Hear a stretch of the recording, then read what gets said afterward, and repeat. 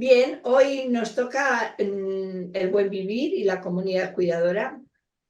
Queremos traer el buen vivir aquí a la reflexión porque nos parece que es muy importante para que las personas que estamos hablando de una comunidad cuidadora, que estamos en ese proceso, que estamos en ese camino, que no es una lista en la que uno se apunta, es una intención de ser comunidad cuidadora. Es un lugar en el que se entra y se sale en la medida que estemos en las posibilidades de trabajar en ello y en las posibilidades de aportar y de pedir que nos aporten también, ¿no? Entonces, para la comunidad cuidadora nos parece muy importante lo del buen vivir y para ello hemos quedado con nuestro compañero Rogerio Dalo, secretario general de la COLACOP de América Latina. Él es brasileño, porque nos importa mucho que nos dé algunas pinceladas de qué es el buen vivir, qué teoría, qué filosofía, qué se está impartiendo desde el buen vivir y cómo podemos aplicarlo en este mundo que casi va la vida en contra del buen vivir para poder tenerlo en cuenta. Para nosotras, una de las cosas más importantes es el concepto de armonía. La armonía del ser humano consigo mismo y con el medio. Nosotras trabajamos mucho los círculos, trabajamos mucho la idea de que tenemos esta búsqueda de la armonía con el ser humano, entre ellos mismos y también con el medio en el que viven, que parte de la persona, que va al grupo que para nosotros es la comunidad y que de la comunidad se amplía hasta el medio ambiente. ¿Por qué lo trabajamos? Bueno, pues también porque tiene que ver mucho con las ideas de salud, ¿no? Incluso hay una definición de la Organización Mundial de la Salud que es la salud, pues la armonía del ser humano consigo mismo y con el medio.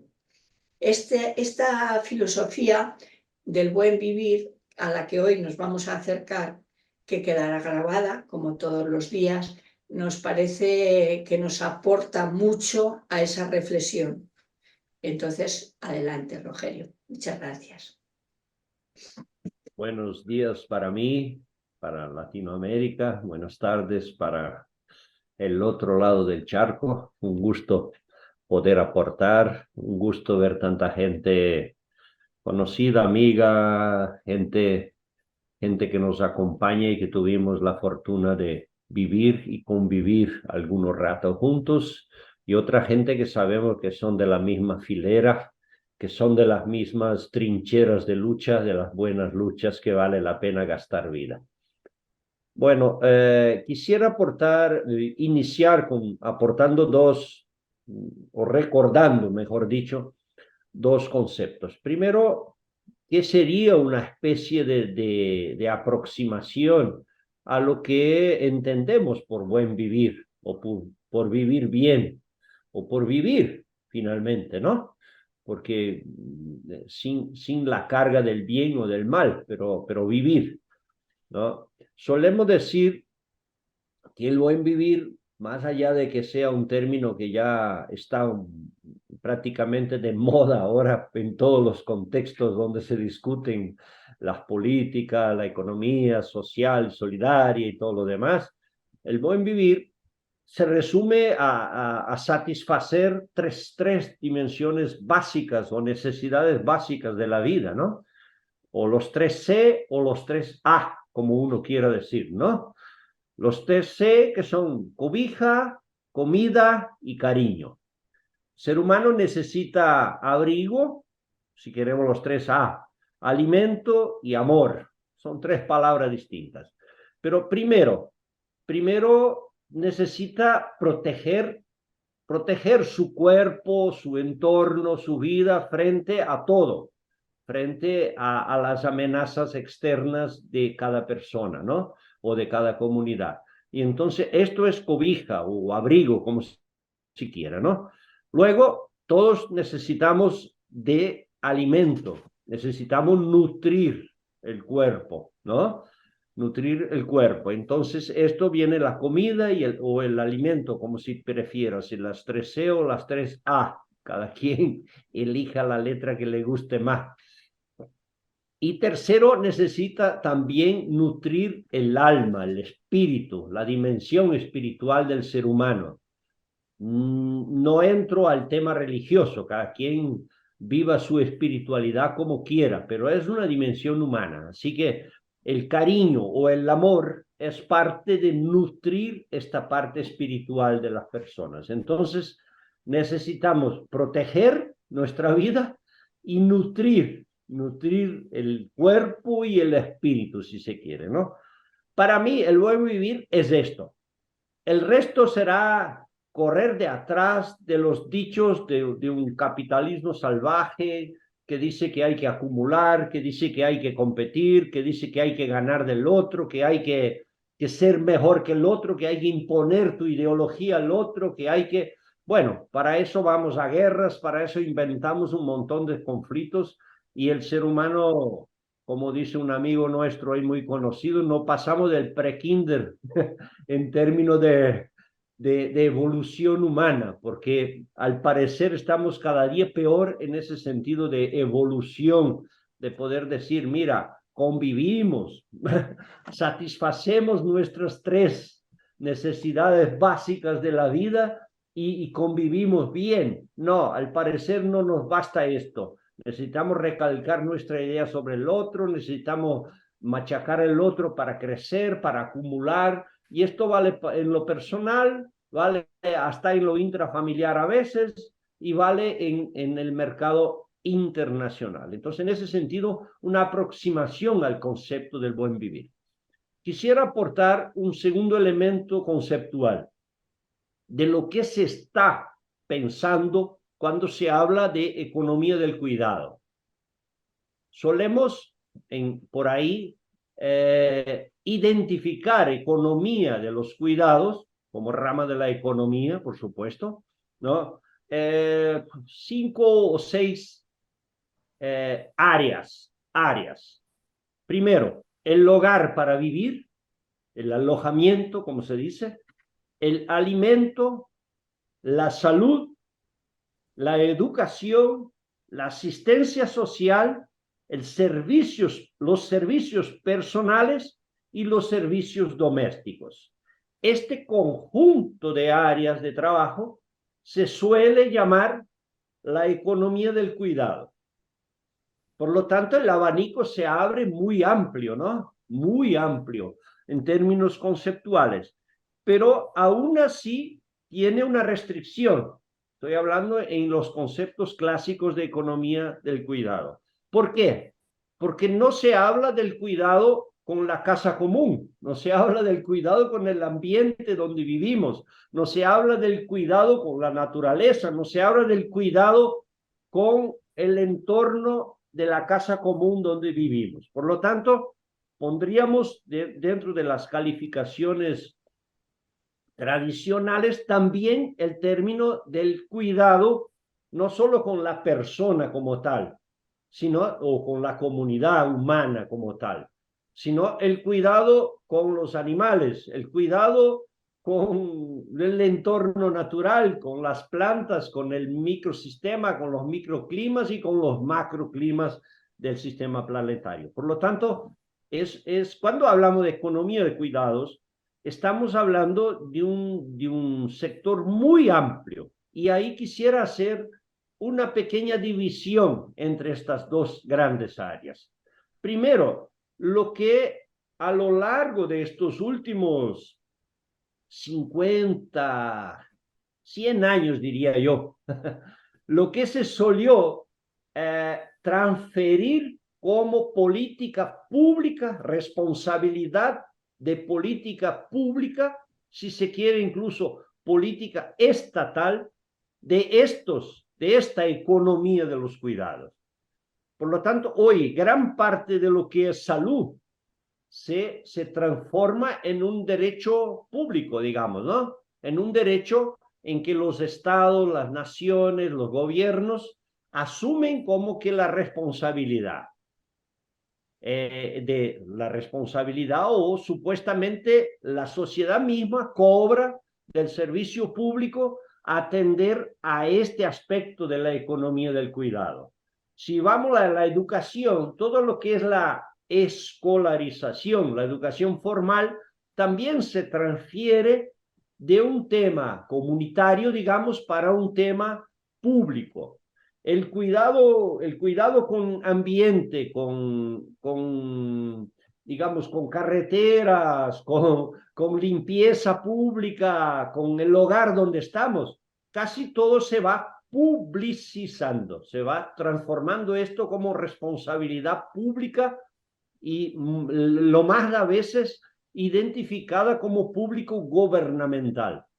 Y entonces hay que hacer una distinción entre lo que de esta torta toda que estamos hablando se transforma en servicio público y lo que de esta torta podemos decir que todavía o debería de ser mantenido como autogestionario en forma, digamos, no pública, no gubernamental, no estatal, sino privada o comunitaria o colectiva, asumirlo como comunidades.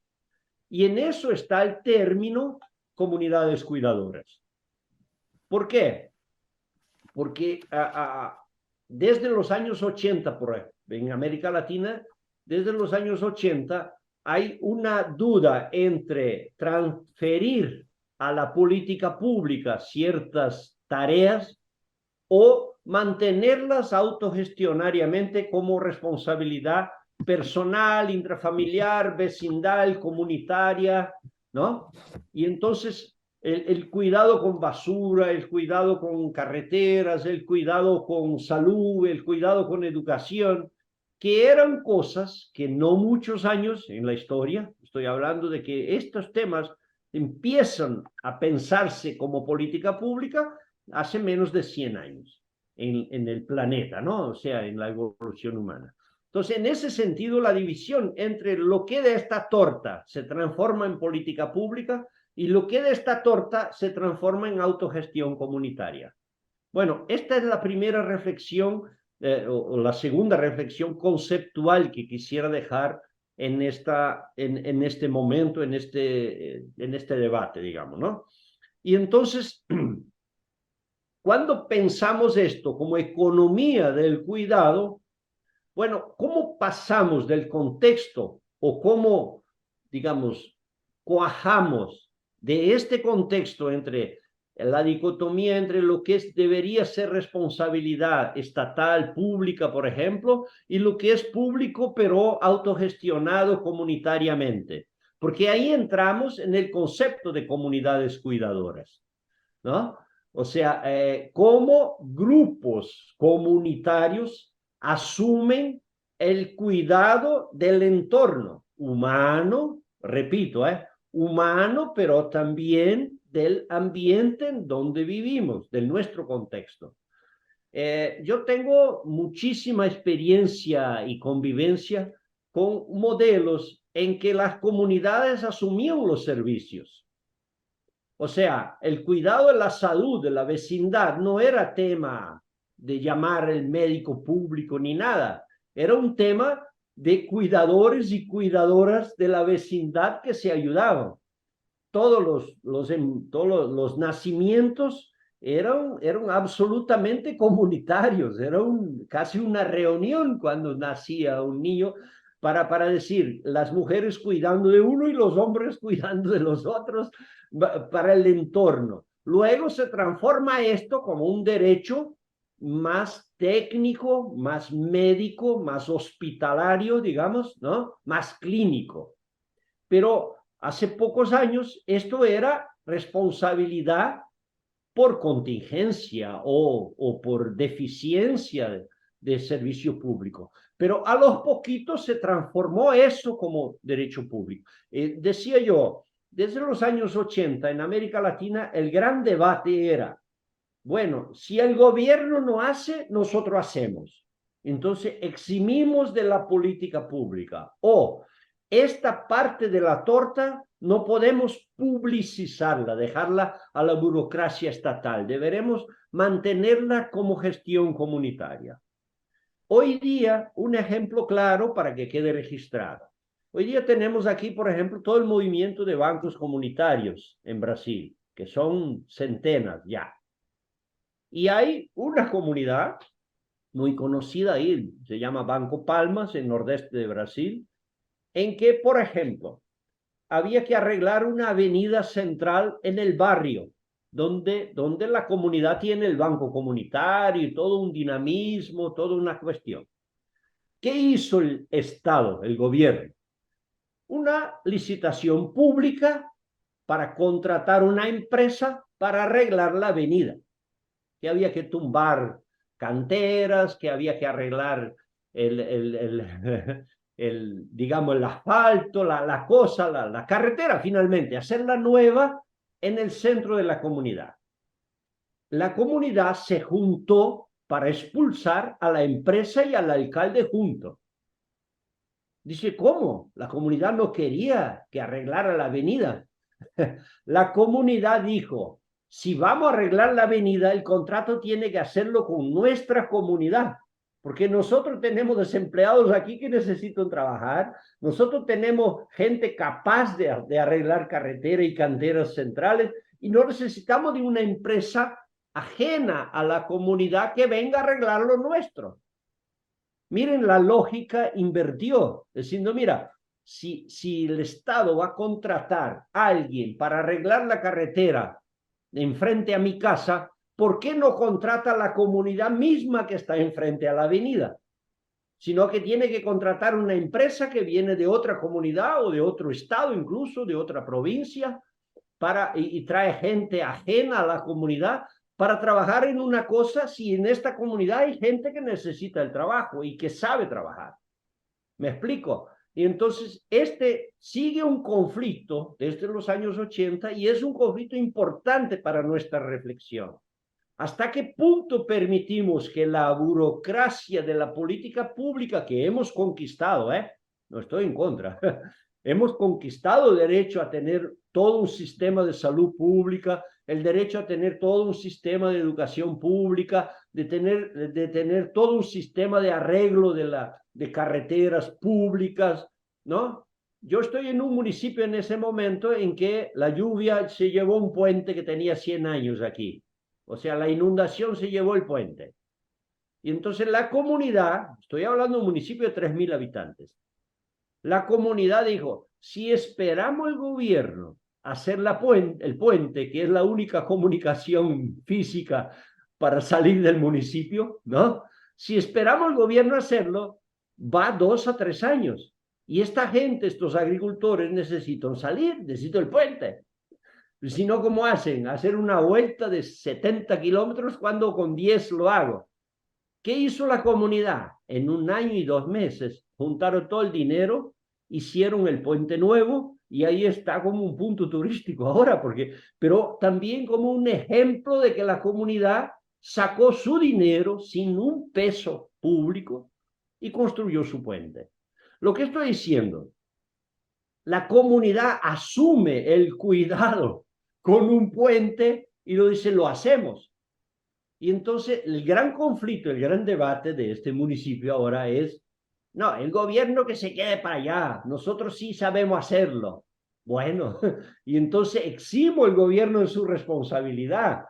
O esto es un ejemplo de cómo cuestionar la burocracia, el sobrevaloración de obras públicas y una serie de otras cosas. Le estoy dando ejemplos concretos de lo que podría ser la definición de todo un movimiento de digo volver porque ya tuvimos esta época en que por contingencia o por otros motivos tuvimos que asumir, las comunidades tenían que asumir lo suyo como autogestión, por sencillamente no haber posibilidad de política pública externa para hacer los servicios que la comunidad necesitaba. Y entonces, ahora quizás este movimiento vuelve a la reflexión de cuál es la parte de esta torta de las 6 o 7 áreas que he nombrado antes, de lo que es la economía del cuidado, que nos cabería como comunidades cuidadoras. Si es una parte complementaria o si es una parte que esta parte de la torta es nuestra, no podemos dejarla como pública. Yo coordiné personalmente un movimiento, ayudé a crearlo y coordiné, que se llama Movimiento de Niños de las Calles, en los años 90. Y la gran cuestión era, ¿quién hace como grupos, ¿no? Nosotros éramos grupo voluntario trabajando con los niños para sacarlos de la calle o para sacarle una perspectiva de vida y todo lo demás, que es un problema serio social aquí, ¿no? Y entonces decíamos, ¿a quién cabe el abordaje en la calle del niño que está durmiendo en una calle en la madrugada? Entonces decíamos, esto no puede ser servicio público, para que vea la reflexión que hacíamos los años 90. ¿Por qué? Porque el servidor público tiene horario que cumplir y los niños no tienen horario para dormir. O sea, es un quilombo distinto. Y entonces esto debería ser un convenio con organizaciones civiles, comunitarias, si se quiere, para que el dinamismo del voluntariado, incluso pagado, pudiera dar digamos, esta no burocracia en los tiempos, porque el voluntariado puede decir, yo me voy cuando la necesidad me llame, y no cuando el contrato público me dice que yo tengo hora X hasta hora X. Y si en la hora X no hay nadie en la calle, yo no tengo que hacer, sino esperar que venga alguien. ¿Me explico? Y entonces, en eso podríamos dar docenas de ejemplos, ¿no?, de cómo hacerlo. Entonces, la primera cuestión que nos viene en esto de las comunidades cuidadoras es cómo buscamos la valoración, reconocimiento o incluso pagamento de los servicios económico y financieramente de estos cuidados. O sea, esta economía de los cuidados, en la mayor parte de los casos, y esto sobre todo para las mujeres, sabemos que esto es una carga mucho más femenina que masculina en el mundo, por varias razones que no vienen aquí a profundizar, porque sé que hay un momento que se va a profundizar justamente esto, ¿no? En que esta economía es escondida, es no reconocida. Y voy a poner el caso argentino, porque en América Latina es uno de los únicos países que hizo un trabajo mayor, digamos, de más cientificidad, si se quiere, ¿no?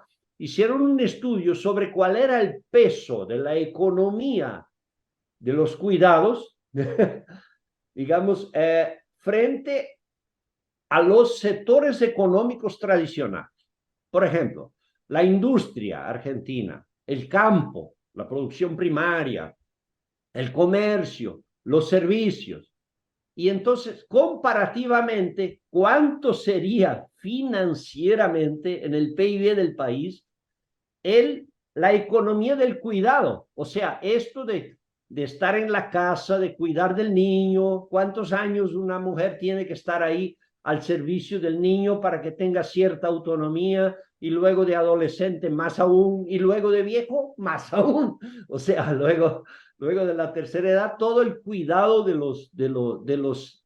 las generaciones, y que es una carga para la familia, para los hijos, para los nietos, y para las madres, para las abuelas. Y entonces, si la madre va a trabajar, le carga el niño a la abuela, y la abuela tiene que, luego de jubilarse, a cuidar de nietos y todo lo demás en las comunidades. Y llegaron a una cifra económica en Argentina en que esta economía de los cuidados, que no tiene valoración financiera, que nadie le paga, que no se considera para jubilación, que no se considera para nada, esta economía es el segundo rubro económico del país.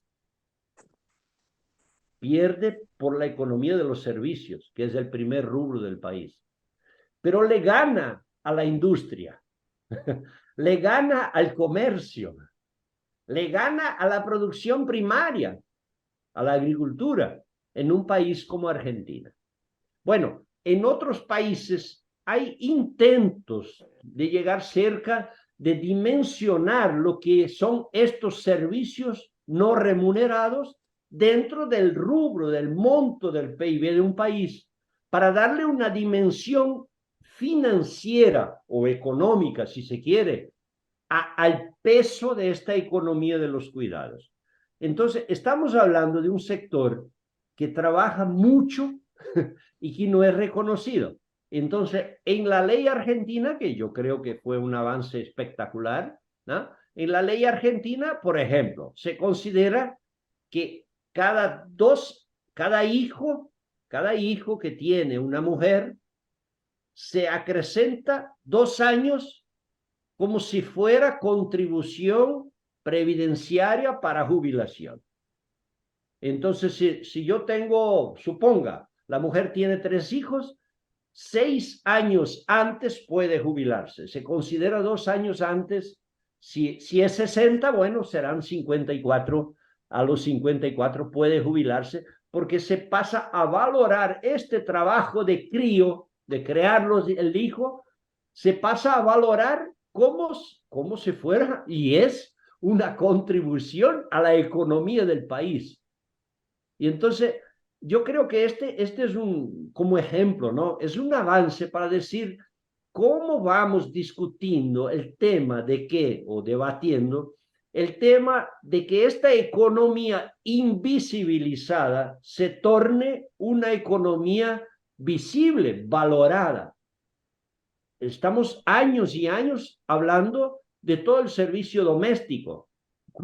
¿Cuánto se valora el tema de cuidar de la casa, de cuidar de la ropa, de cuidar del marido, de cuidar, o el contrario, o incluso, ¿no? Hay muchos hombres que invierten, ¿no? Que pasan a ser ellos los de la casa y la mujer trabajando afuera. O sea, hay varias situaciones, pero esta economía doméstica nunca fue considerada como economía. Cuando se habla de economía, ¿se habla de qué? No, del tipo que va a trabajar afuera y que gana dinero para luego gastar dinero. O sea, el financismo de la economía nos quitó la valoración de esta economía del cuidado. Muy bien, avancemos un poquito entonces, un poco para abrir el debate, ¿no? ¿Vale? Entonces, el peso económico comparativo de esta economía es algo que no se ha estudiado y que es un desafío importante y que no nos cabe a nosotros y nosotras plantearlo, ¿no? Plantearlo y a ver si las universidades también nos ayudan a encontrar parámetros para poder mensurar, para poder medir este proceso todo de valoración económico-financiera de una economía que no se considera, que es invisibilizada, pero que al fin y al cabo es una economía básica. O sea, uno no va a trabajar afuera si no vuelve a la casa luego y tener las cosas hechas, ¿no? Si no es trabajo doblado o triplicado de la persona para decir trabajo afuera y luego todo el cuidado en la casa y toda la manutención de la casa. Bueno, y entonces ahí nos llega también un elemento más que quiero aportar, que es el trabajo remunerado, el trabajo considerado, pagado, mensurado, tantas horas, pago tanto y todo lo demás, con el trabajo que se llama voluntario. El trabajo voluntario, yo quisiera primero precisar esto, el voluntariado no significa trabajo no pagado.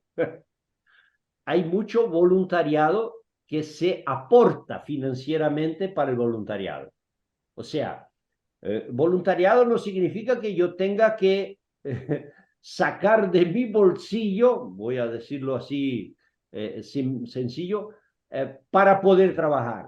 Sino, por ejemplo, se puede decir, es voluntariado, pero yo te pago el costo para que vengas a trabajar, el costo de desplazamiento, el costo de, qué sé yo, un montón de costos que vienen del proceso de venir a trabajar como voluntario. Entonces, el voluntariado no significa gratis.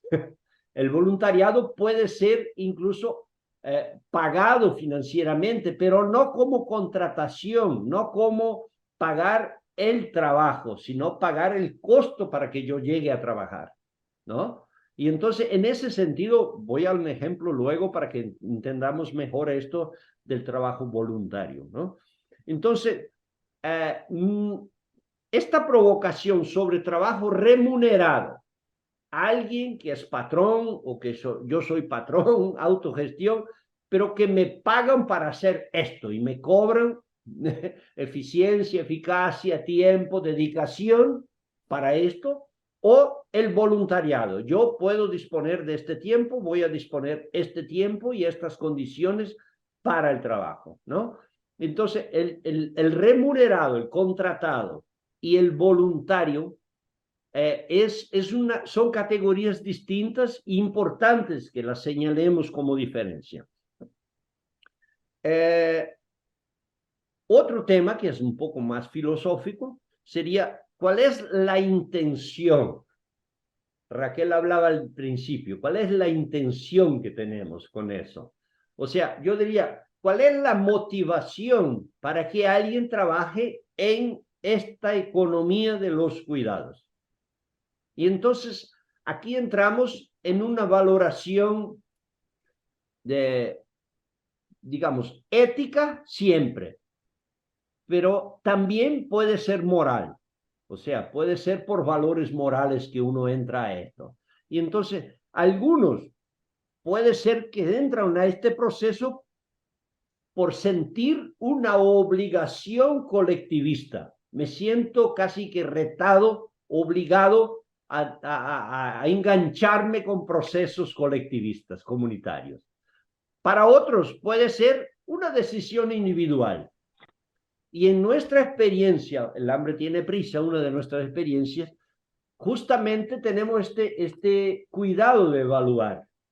Porque a veces el cuidado con el otro nada más es que casi yo uso el otro para objetivos de mi situación psicológica. No sé si logro explicarme bien, pero yo me siento bien y uso el otro. Cuidado con eso. Uso el otro para mi complacencia. Mira qué bueno que yo soy, el otro sí que es malo, el otro sí que está jodido y yo me siento complacido psicológicamente, lo que sería éticamente cuestionable. Moralmente cada quien tiene su moral, no hay problema ninguno, y esto depende del contexto histórico y todo lo demás. Pero éticamente hay que tener cuidado para no usar al viejito que yo me voy a visitarlo y lo complazo y le ayudo y no sé qué, pero finalmente es para mi complacencia personal. Y entonces esto éticamente hay que cuestionarlo, porque a veces el voluntariado tiene este peligro. Uno despeja sus problemas intentando sublimarlos en el trabajo comunitario en otros. Si no, no, yo voy porque esto me parece lo que yo pueda aportar, pero voy sin generar una expectativa de que el otro me debe psicológicamente o incluso financieramente. Este debate es fino, difícil, porque es un debate ético, ¿no? ¿Cuál es la motivación que me lleva a eso, ¿no? Y entonces, o es el destino, vocación, qué sé yo. Por ahí hay gente que dice que astrológicamente tú naciste para ser el militante o el militonto de causas sociales y transformadoras del mundo. No sé, no sé, puede ser que algunas personas al natural son más propensas al colectivismo, a dedicarse a los demás y otros no. Yo no quiero creer que tenemos este sello, este timbre diciendo, tú eres de los buenos para los demás y el otro no, porque el otro es más. No, no, no, no, no me venga con. Bueno, a mí me cuesta entender esto, pero mucha gente sí puede tener este tipo de obligación. Va a ver si los astros me permiten que yo sea más generoso o menos generoso. No, bueno, puede ser una motivación. También puede ser una motivación. O es una provocación. Yo voy porque alguien me reta, alguien me dice, mira, y tú no mueves el culo para nada, ¿por qué no ayudas a los demás? Y qué sé yo, me explico. Puede ser que alguien va por provocación. Bueno, porque fulano, que es mi amigo, me retó, y entonces yo voy. Y luego me engancho a procesos que puede ser que me envuelvo mucho, poco, nada, quizás que eso.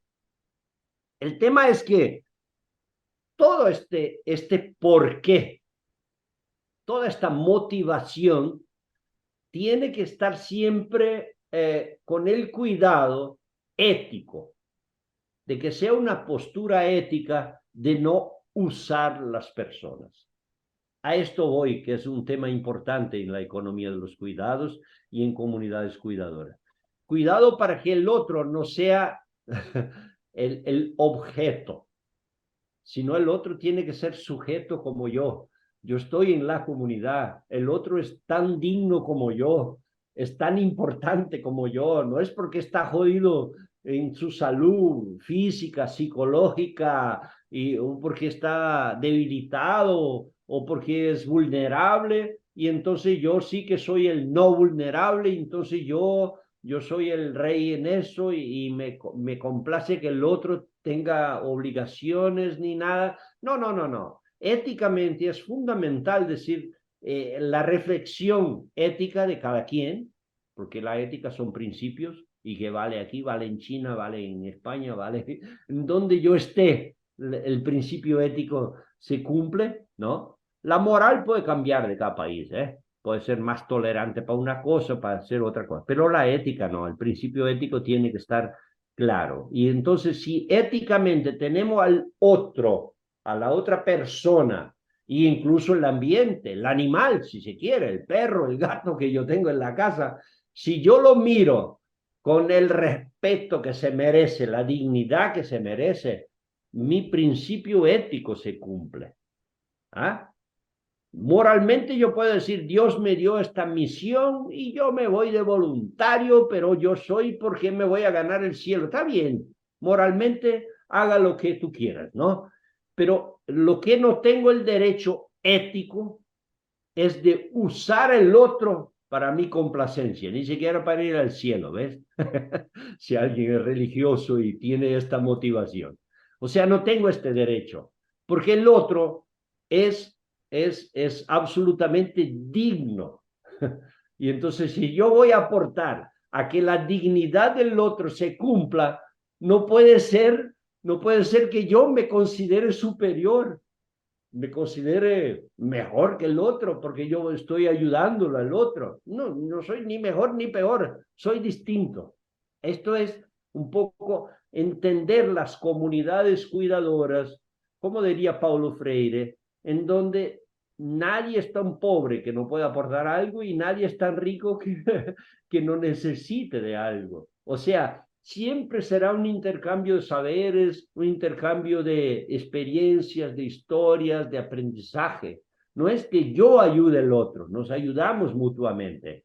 Y en eso estaría el principio ético, Raquel, si me permite, del concepto de comunidades cuidadoras.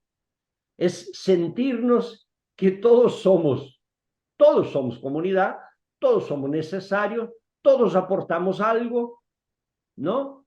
Y entonces no es porque uno está miserable en la calle, ¿no? Pasando hambre, el que dice, este es víctima mía, yo le doy comida y yo soy el bueno y él es el jodido, ¿no? No, él me enseña más que yo a él, ¿me explico? En ese sentido, el principio ético de las comunidades cuidadoras es considerar la dignidad de todas las personas. Nosotros solemos decir en economía solidaria la persona en el centro. Yo diría más que eso, es la vida en el centro, o sea, no solo la persona, sino también los animales, los vegetales, los minerales, el planeta como tal, la vida está en el centro, porque la vida es interdependencia, es comunión en ese sentido, es comunidad. Y entonces, con eso hago el gancho entre economía social y solidaria y ecocuidados, si se quiere, ¿no? O la economía de los cuidados o comunidades cuidadoras. Tengo dos o tres ejemplos que quería dejar para un poco corroborar estos conceptos o estos principios. Hubo un sociólogo brasilero en los años 80 llamado Herbert de Souza, Betinho, ¿no? En Brasil. Él sacó adelante un programa nacional de combate al hambre y logró venderlo, entre comillas, como política pública, que el Estado asumiera eso. Incluso cambió la ley del voluntariado en Brasil, permitiendo, por ejemplo, pagar servicios de voluntariado como servicio público, como gobierno, ¿no? Mira, este movimiento sacó de la sombra miles y miles de personas que daban su tiempo a trabajos comunitarios, a trabajos sociales, a trabajos organizados.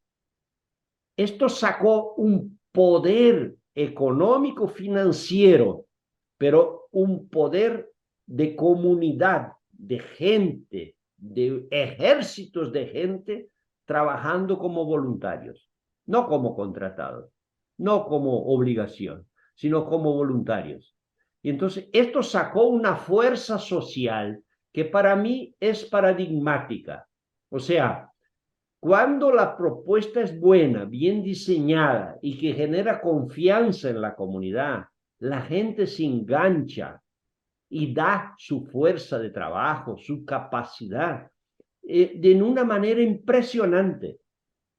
Bueno, Herbert de Souza nos mostró esto.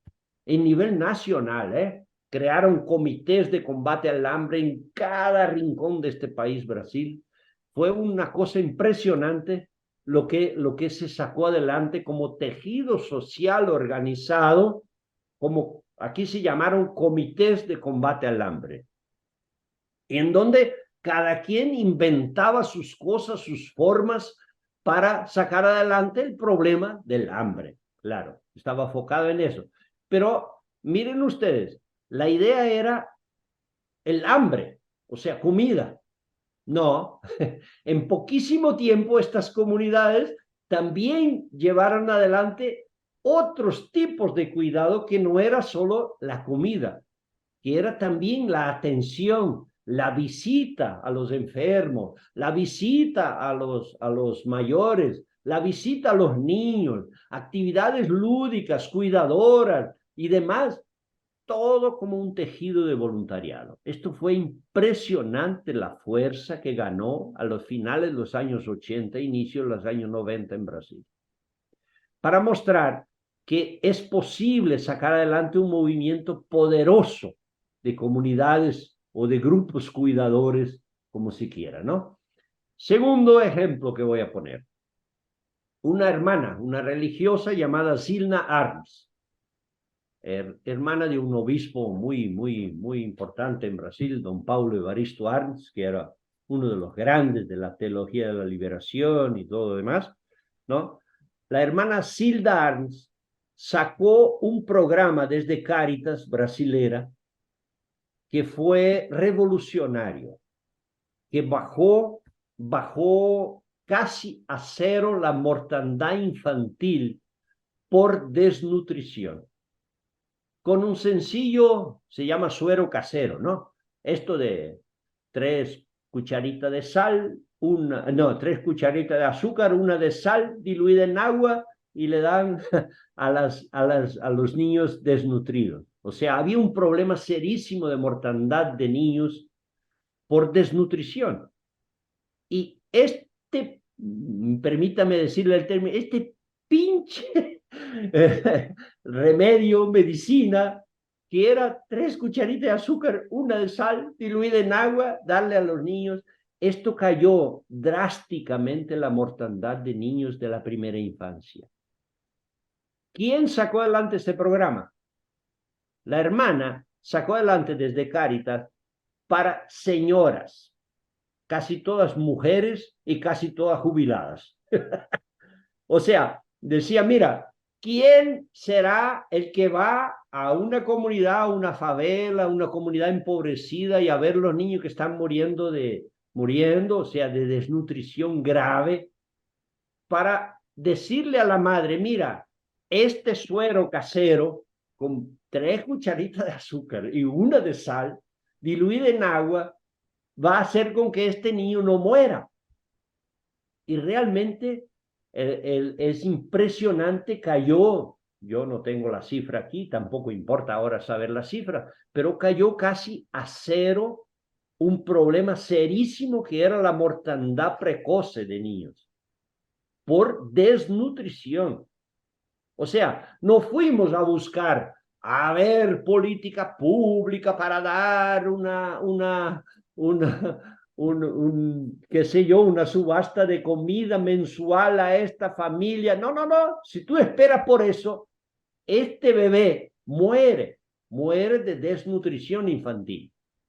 Y entonces sacaron el programa del suero casero, fue una cosa asustadoramente grande, porque en cada comunidad empobrecida de este país sacaron grupos de 5, de 10, de 20 mujeres, casi todas mujeres, ¿no?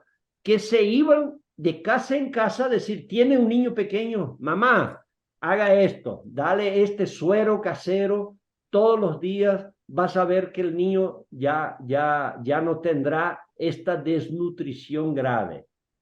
Pero ¿a qué voy? Esta sencilla visita o esta sencilla organización de un grupo de mujeres al ir visitar un ranchito donde está muriendo un bebé de desnutrición, hace con que la comunidad perciba el tema del hambre, hace con que la comunidad se comunique con esta familia y esta familia sepa que si tengo un problema gravísimo y el bebé se me está enfermando peor, yo llamo a la vecina esta que me vino a visitar. ¿Me explico? Una cosa sencillita enganchó toda la política.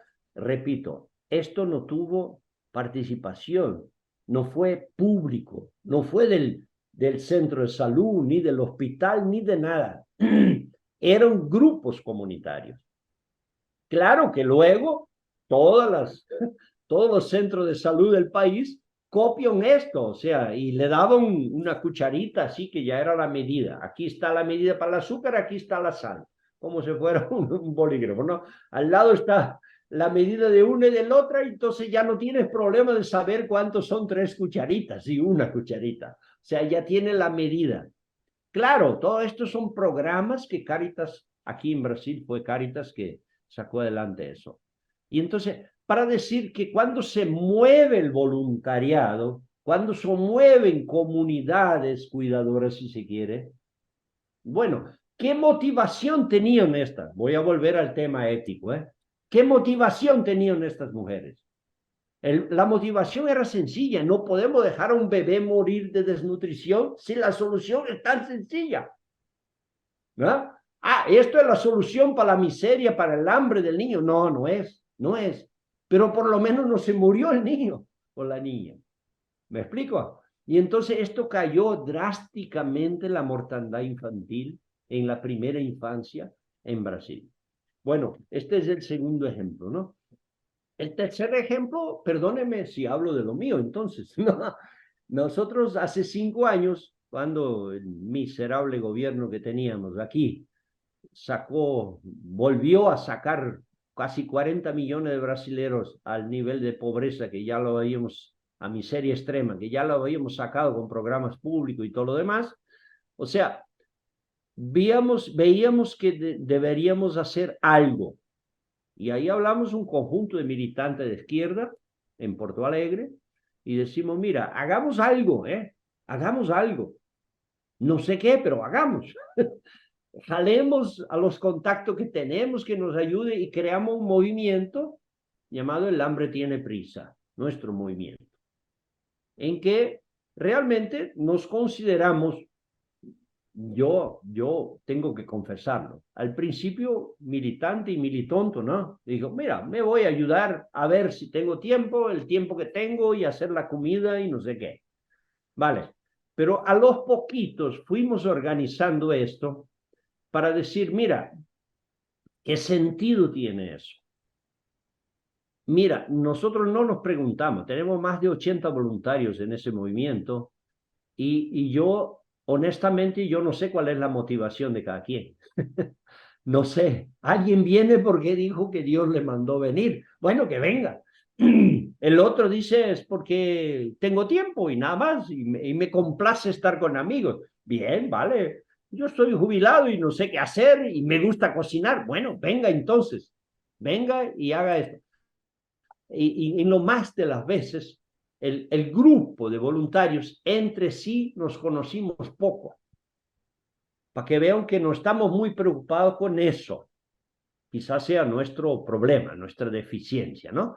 Pero el movimiento como tal, hemos juntado por lo menos 80 personas que dan tiempo y un montón de gente que dan recursos para mantener un movimiento que hoy por hoy servimos poco más de 1000 comidas semanales a las comunidades más carentes y a la gente que vive en la calle de Porto Alegre.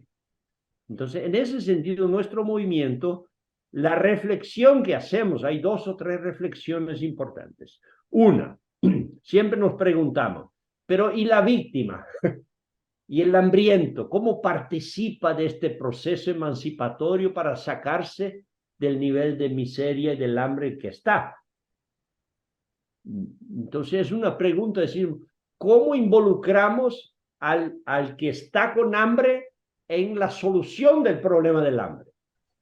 Y nosotros hemos tomado una decisión hoy por hoy, a ver si mañana cambiamos, pero hoy por hoy decimos, no tenemos el derecho ético de llegar a sacar discursos, aunque están muriendo de hambre. No, a ver, ¿por qué estás aquí? Y a ver, ¿cómo sales de aquí? Miserable, el tipo está hambriento, dale la comida y vete, que se coma la comida, por favor. Y luego vamos a ver, discutir políticas públicas, pero en otro ambiente y no ahí con la pobre víctima. Porque hay gente que hace eso, ¿eh? Hay docenas de grupos en Porto Alegre aquí y en otras ciudades en que distribuyen comida a cambio de que primero tiene que rezar conmigo porque mi motivación es religiosa, primero tiene que discutir políticamente si eres de izquierda, de derecha o de centro. No, por favor, no tenemos el derecho ético de usar a estas personas en la absoluta vulnerabilidad, porque ¿qué dignidad humana le quedó a una persona que está en la calle de esta manera? Le quedó casi nada. Entonces, el cuidado que tenemos con ellos no nos da este derecho. Por lo menos es la comprensión que llegamos nosotros como grupo. Ya es mucho, si como 80 personas nos hacemos la reflexión del problema del hambre. Nos hacemos la reflexión de que hay que incidir políticamente para superar eso. Cada quien en su entorno, cada quien en sus relaciones sociales, políticas, económicas, familiares, lo que sea. Pero las iniciativas, hemos visto 2 cosas. Hemos visto, en primer lugar, que esto cuestionamos se debe transformarse en negocio de política pública. ¿Por qué digo negocio de política pública? Porque luego viene gobierno, como ahora, como Lula, ¿no? En que dice, bueno, saquemos programas para distribuir comida a las comunidades y todo lo demás. Estamos pasando de un año del gobierno y el hambre no ha disminuido. La necesidad de distribuir comida ha aumentado. ¿Por qué? Porque aunque los programas públicos cubran buena parte de comida, de distribución de comida, de poner recursos públicos, ¿no? Subsidios, si se quiere, para esta gente más vulnerable, queda un ejército de gente al margen de todo este proceso por una serie de razones, incluso por razones personales de la gente, digamos, la pobreza no es solo pobreza económica, a veces es de voluntad, a veces es de iniciativa, a veces es de capacidad psicológica y humana de decir, me voy a la cola a firmar qué sé yo, a inscribirme en un programa social. Incluso llega a eso. Entonces, ¿quién es el que le da cobija, ayuda para que llegue a acceder a programas sociales. Entonces, hay una serie de cosas que nos hacen pensar, teníamos la ilusión, ahora ganamos políticamente, tenemos un gobierno que nos va a ayudar, y entonces ya seremos dispensables para hacer comida para la calle. Y nos damos cuenta que no somos dispensables. Y a lo mejor cuando terminemos de hacer comida lista para distribuirla, vamos a tener que hacer otro tipo de comida, o de cariño, o sea, otro tipo de cuidados, ¿no? En ese sentido. Son tres experiencias que para mí nos hacen refletir sobre esto de cómo saquemos adelante y cuál es el límite de las comunidades cuidadoras. El límite, ¿por qué? Porque en la mesa grande del mundo y de cada país de nosotros, siguen repartiéndose la torta financiera entre los grandes. O sea, la concentración de la riqueza, de los recursos, de la comida buena y sana, sigue siendo cada vez más concentrada. Por lo tanto, sigue sobrando cada vez más gente en condiciones de pobreza y de miseria extrema. Por lo tanto, es una reflexión política nuestra. O sea, está bien, nos organicemos, hacemos toda la fuerza social que quiera, mientras los grandes se comen la torta en la mesa grande. ¿Qué derecho? Por lo tanto, al mismo tiempo que hacemos todas las comunidades cuidadoras, que nos organicemos en grupos cuidadores, que hacemos lo que sea posible, porque no hay una fórmula, diciendo, así es que se debe organizar. No sé, hay miles de formas de organizarse según el contexto de cada comunidad. Y entonces, en eso, por lo menos nosotros y nosotras, que estamos en este contexto y que damos parte de nuestra militancia y militontos a estas causas, ¿cómo hacemos la reflexión política para exigir cambios en el modelo económico? Y ahí está la economía social y solidaria. O sea, cuando hablamos de ecocuidados, ¿no? O sea, economía de los cuidados, ¿cómo hacemos para que cambiemos también un poquito dentro de lo que sea posible en nuestro entorno el modelo económico que viene produciendo miles y miles y miles de excluidos? Y entonces, mientras nosotros actuemos en causas y en consecuencia al mismo tiempo, nosotras, como comunidades cuidadoras, creo que tenemos la doble función. Primero, hacer lo que podemos hacer. O sea, no vamos a hacer milagros, ni vamos a cambiar el mundo, ni vamos a hacer todo, ni vamos a resolver problemas de nadie. Tampoco dedicarnos a resolver problemas de los demás como si nosotros fuéramos los resolvedores de problemas de los demás. No, conjuntamente cada quien tiene sus problemas, sus dificultades, pero conjuntamente damos nuestro granito de arena para que el otro salga adelante y el otro nos da un granito de arena para que salgamos adelante. Entonces, en ese sentido, la discusión sobre comunidades cuidadoras debe de tener siempre presente esta reflexión, que no nos quedemos cómodos en hacer la panacea de resolver el problema si sabemos que el problema político es mucho más profundo. Y entonces el simple hecho de que un conjunto de miles de voluntariados, de voluntarios y voluntarias, que nos metimos en estas políticas, tengamos cada vez más esta reflexión y esta retroalimentación de la reflexión, ya es un logro tremendo, porque nos hace crecer a nosotros mismos, ¿no? Al fin y al cabo, no vamos a resolver el problema del mundo y no vamos a salir vivos de esto, ¿eh? No vamos a salir vivos de esto, al fin y al cabo. Pero sí, si aportamos un poco de reflexión, podemos y debemos, es nuestro deber, creo yo, porque esto, si vamos a Antonio Gramsci, es el papel del intelectual orgánico, o sea, de nosotros que nos creemos y nos posicionamos como alguien que reflexiona sobre el quehacer y no sobre solo hacer, sino reflexionar sobre el hacer. O sea, cuestionarnos permanentemente de lo que hacemos, de cómo hacemos y cómo mejoramos. Esto es evolucionar. Esto es salir como humanidad de un pre-kinder, por lo menos para el primario, ¿no? O sea, en ese sentido, creo que tenemos un largo camino, pero el movimiento me parece un movimiento muy interesante si vamos creando tejido social organizado, que le llamemos comunidades cuidadoras, que le llamemos otra cosa, vale, pero el concepto me parece muy claro.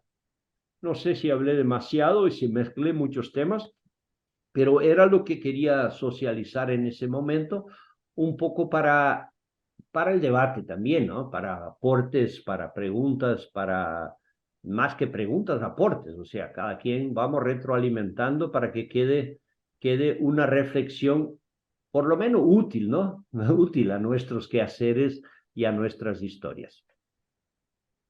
Bueno, pues la verdad es que has aportado muchísimos elementos al debate, que nos parece muy interesante que ahora podamos tenerlo. Quizás pues poner también de manifiesto que tu enfoque también es desde la economía social y solidaria, como también es nuestro enfoque del colletero, que tiene la propuesta en este momento de la comunidad cuidadora. En realidad que es una comunidad que ya la estamos haciendo desde el 2009, como ahí hemos puesto todas las energías, pero que ahora la estamos sistematizando con recoger todos estos materiales, hacer unas guías y todo lo que conlleva a este proyecto, ¿no? Como tú estás en la economía solidaria, estás en el movimiento incluso internacional, en el que también coincidimos mucha gente, pues hoy está aquí Alejandro de Rea Rioja, que es el secretario técnico de Rea Rioja, y estamos también personas de la economía solidaria, por ejemplo Isabel, que a su vez también coincide con el Casal. Y también tenemos que saludar, como no, a los compañeros de los otros países, ¿no? Que está Julio Fermín por ahí y está también José Luis Bolívar, está también Luis, estos vienen desde Venezuela, está Luis Torre, que viene desde México. La verdad es que hoy tenemos afluencia internacional más que local, ¿no? Quizás también porque algunos de estos temas los repetimos por las tardes en sesiones presenciales, que a alguna gente le sigue resultando más fácil tener las sesiones presenciales. Lo hacemos más casero en las tardes, ¿vale? Te agradecemos muchísimo todo lo que nos has aportado. Antes de abrir el debate, pues queremos decir que la unidad siempre es el alimento, el cobijo y el afecto. Tenemos que tirar de pirámide del Maslow y luego llevarla hasta donde podamos, ¿no? Eso lo trabajamos en salud comunitaria y quizá la comunidad cuidadora la estamos planteando entre dos cuestiones, la salud comunitaria y lo social y comunitario. O sea, estamos llevando ahí la intervención comunitaria y también lo que es un pueblo con su idea de autoayuda, que vale para un barrio, que vale para cualquier unidad que sea manejable, ¿no? Que podamos movernos en miles de personas que den esa posibilidad, ¿no? Luego ha sacado todo el tema de la economía de los cuidados y nos parece muy importante porque aquí en España se hizo un intento de ver los cuidados que se estaban dando en casa, que le llamaban informales, muy mal llamados, y salió un 80% de los cuidados que no repercutían en la economía en absoluto, ¿no?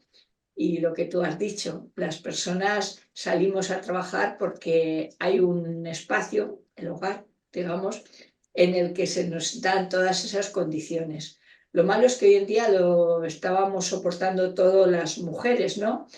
Pero aun en el caso de que también lo soporten los hombres, tenemos que cuantificar eso económicamente, porque el capitalismo es rentable porque todo eso no lo tiene en cuenta. Deja a personas al final de la jornada de trabajo que están extenuadas y al día siguiente recibe personas duchadas, limpias y bien comidas. Y eso es una reflexión que hay que poner encima de la mesa todos los días que se pueda, ¿no? Y luego, sobre todo lo que dices, la ética, que nos parece importantísimo ponerla ahí en el centro también, ¿no? En la reflexión.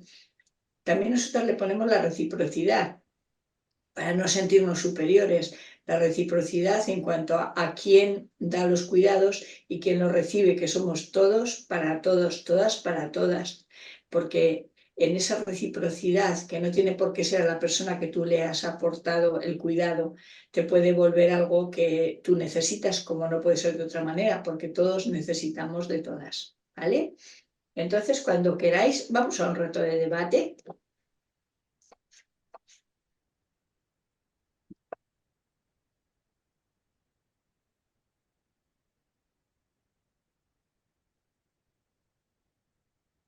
Sí, si queréis podéis abrir los micros, preguntar abiertamente. Sí.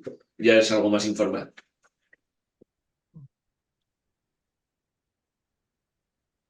Obviamente mantendremos esto. Obvio. Obvio. Vale, y por aquí el baño principal. Miquel, cuéntanos, a ver. Yo te quería preguntar, Rogerio, la Agenda 2030, si se parece un poco a esto que estamos comentando de querer el buen vivir para todas las personas del mundo, o qué aspectos de lo que estamos hablando de la comunidad cuidadora y de todo esto le faltaría a esa Agenda 2030. Es digno. Creo- Sí, para una persona es genial, sí. Bueno, no, yo creo que la Agenda 2030 fue un esfuerzo grande, ¿no? Digamos, de intentar poner algunas pautas y objetivos de superación de algunos problemas graves planetarios, ¿no? O sea, del mundo. Pero está un problema serio en las organizaciones internacionales multilaterales como las Naciones Unidas y demás, que está en su carta de intención, pero en realidad no está ni en su capacidad actual por el protagonismo que tiene dentro de los mismos organismos, por la burocracia en que se transformó estos organismos, no está en su capacidad ni resolver ni encaminar. O sea, el tema como las guerras que están, prácticamente un genocidio que está sucediendo ahí ahorita en Medio Oriente, y uno nos explica cómo Naciones Unidas, supuestamente, con el poder que debería de tener las naciones más poderosas, y no se logra ni frenar un genocidio de estos, ¿eh? Que es un genocidio esto que está pasando. Y entonces uno dice, bueno, ¿y entonces qué capacidad? Esto en primer lugar. Segundo, Matilde, está un tema de metodología de los programas internacionales. Para mí, el gran error es este principio ético que rige las organizaciones multilaterales internacionales. O sea, estos países que dicen, voy a apoyar, voy a sacar programas para el medio ambiente, para África, para el Medio Oriente, para lo que sea, voy a sacar programas. Está un principio ético que a mi juicio está comprometido como principio ético, que es nos consideramos los buenos para ayudar los otros. ¿Me explico? No es una relación de respeto a las autonomías regionales, locales y todo lo demás. El año pasado salió, por ejemplo, un estudio sobre los programas de ayuda a África. Y está comprobado que África paga más de 3 veces todas las ayudas que supuestamente van del primer mundo a África. África lo paga a través de la exploración de materia prima. Entonces, yo digo que te ayudo con 100, pero te saco 300. desde los minerios que te saco desvalorados. Esto por hablar en África, pero podríamos hablar de cualquier país de América Latina y podríamos hablar incluso microrregionalmente dentro de cada país de Europa. O sea, en macroeconomía se venden las cosas y los programas de ayuda. Por lo tanto, para mí está equivocada la metodología. Si yo tiro programas de aquí para allá, pensando que yo soy el bueno y allá están los miserables, los pobres, y ellos que acepten las condiciones que yo hago, yo les hago de programas concretos, incluso en la economía solidaria, en que hay un colonialismo de algunos organismos multilaterales centrales, sobre todo de países que tienen más dinero, que son llamados primer mundo, no sé qué primer mundo sería ese, pero vale, y que dicen, mira, yo te puedo tirar un programa de apoyo para esto, pero las condiciones son estas, la metodología es esta, no se respeta ni la cultura local ni la real necesidad local. Entonces, a nombre de eficiencia y eficacia de aplicación de recursos, yo desconsidero la autonomía, la autogestión, el derecho de las personas a asumir su rol histórico. Entonces, creamos una sociedad que dependencia total de los otros. Miren que cada vez que se va a presentar un programa, viene con estándares del marco lógico y de la pampa que lo parió, ¿no? En que se imponen metodologías, se imponen fórmulas, se imponen estándares de resultados, que no se respeta la autonomía. Y esto viene como un cañón en contra de esta lógica de comunidades cuidadoras, de asumir el protagonismo local. Porque podemos hablar comunidades en lo chico, ¿no? En un barrio, o en Alda, o en el barrio donde yo vivo, o en la vecindad del condominio donde vivo. Puedo pensarlo en lo micro, pero si pensamos, por ejemplo, en nivel nacional o continental, vemos que nosotros imponemos estándares, imponemos cultura de gestión incluso, de finanzas, ¿no? Entonces la Agenda 2030 viene con este ADN, a mi juicio, no sé si es equivocado, pero por lo menos cuestionable, porque viene construido desde una burocracia que no responde a la realidad de las comunidades que supuestamente se quiere ayudar. O sea, yo tiro programa diseñado desde Estados Unidos o desde Europa para decir apoyo al país X de América Latina o de África o de Asia, que sea, o de la Europa misma. Pero yo impongo estándares de gestión desde una burocracia de gente que en aire acondicionado, en escritorio, y que nunca estuvo en una comunidad empobrecida de esta, sin tener en cuenta el valor cultural y organizacional de aquella comunidad, con todas las implicaciones que tenga. Me acuerdo de algunos debates que tuvimos ahí en el contexto casal incluso, ¿no? En la dificultad que es nosotros estarmos insertados en un proceso en que la cultura no es la mía, en un proceso en que están otros valores culturales y que por lo tanto yo tengo que respetar procesos culturales y ojalá esto me enseñe a mí, que supuestamente soy el que va a ayudar al otro, y no que yo soy el bueno y allá está el miserable, el malo, y que tiene que aceptar la metodología que yo le imponga. Entonces, en ese sentido, el respeto a los procesos, por eso decía antes que el respeto a los procesos que cada quien vive, que cada quien tiene. Yo, en lo personal, puedo decir esto, Matilde, en el trabajo voluntario que estamos ahí. Es un aprendizaje cada día llegar a una lideresa comunitaria que tiene su forma de ver, de actuar, de organizar su gente. Y uno llega diciendo, no, pero tú tienes que hacer un grupo y tiene que hacer un registro de quién te ayuda. No, esta gente tiene otro dinamismo, otra idea, otra cultura que no es la mía personal. Así que, digamos, es un ejercicio de respeto mío también a todas las experiencias del otro.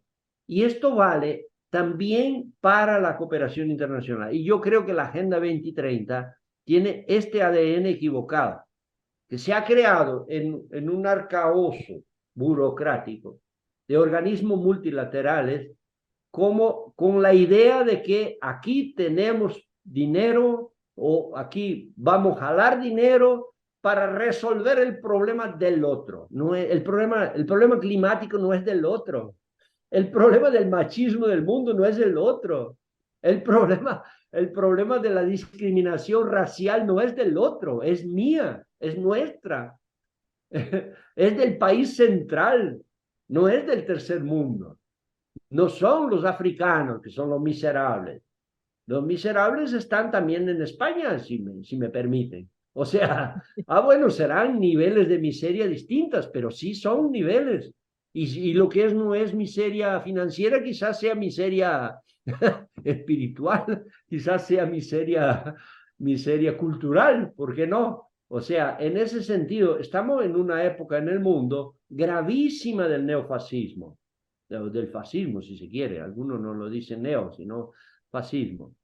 Y esto no está en países pobres o ricos, está en todo el planeta el riesgo. El riesgo está igual en países centrales como en países muy periféricos desde el punto de vista económico. Entonces, en ese sentido, incluso la calificación esta de países central y periférico tiene que ver con eso. ¿Por qué? Porque medimos a partir de la economía y no a partir de la historia, de la cultura, de otros elementos. Entonces, en ese sentido, yo creo que la Agenda 2030 está más, Matilde, perdóname, en mi evaluación está más para burocracia, de llenar relatorios, que para eficiencia y eficacia. Cuando pensamos cómo cuidamos de microsistemas y macrosistemas como Amazonia, desde el punto de vista ecológico, en Brasil, esto es una reflexión. Y los otros 7 biomas que hay en Brasil, que quizás sea más importante que el bioma amazónico. Pero nadie le para pelota porque la moda es hablar de Amazonía. Hay otro bioma en Brasil que es más importante para toda América del Sur, para todo el tema de los ríos aéreos, ¿no? Que son lo que va a llevar agua a regiones enteras o va a llevar desierto a regiones enteras. Y que no es la Amazonía, es otro microsistema, otro sistema ecológico. Pero la Agenda 2030 quiere saber si se tumbó 2 árboles más. No estoy diciendo que no es importante el tema amazónico. Estoy diciendo que uno mira desde una lupa de arriba y piensa que está resolviendo el mundo por sacar unas cifras y relatorios. Yo creo que la Agenda 2030 padece de eso.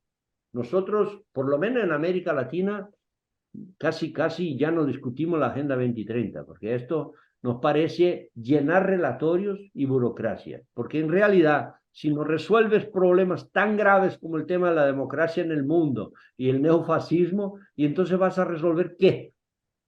Si no vas a resolver el tema de que todavía se sigue concentrando riqueza, pero a los bordones, o sea, con dumping económico y social. Nosotros lo vivimos esto en casi todos los sectores de aquí. Se desvalora totalmente la materia prima de los países llamados tercermundistas y luego dicen que la economía es pobre. No, no es pobre, es empobrecida porque tú no valoras el valor que tiene el litio boliviano. No lo valoras y luego dice que Bolivia es pobre. Por supuesto, a mí me gusta el carro eléctrico, vale, listo. Pero los bolivianos no están ganando lo que deben ganar por el minerio para construir la batería. Y tumbaron incluso a Evo porque se negaba a entregarlo a las grandes empresas esto. Y si vamos al petróleo, lo mismo. Si vamos a otra riqueza como el cacao en África, lo mismo. Yo digo que es pobre, pero no le pago el cacao.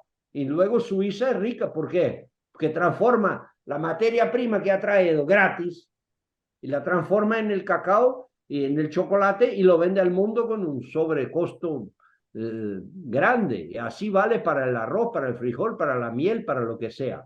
Entonces, en ese sentido, la Agenda 2030 me parece que está burocratizada y padece un poco de este análisis más de un programa de desarrollo sustentable o sostenible, como queramos llamarlo, ¿no?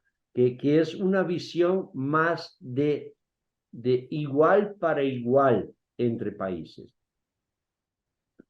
Que si se quiere, América Latina vamos a cobrar de Europa. 300 años que nos han robado toda la plata, el oro, para sostener el buen vivir en Europa. Entonces, macroeconómicamente tengo que pensarlo de esta manera.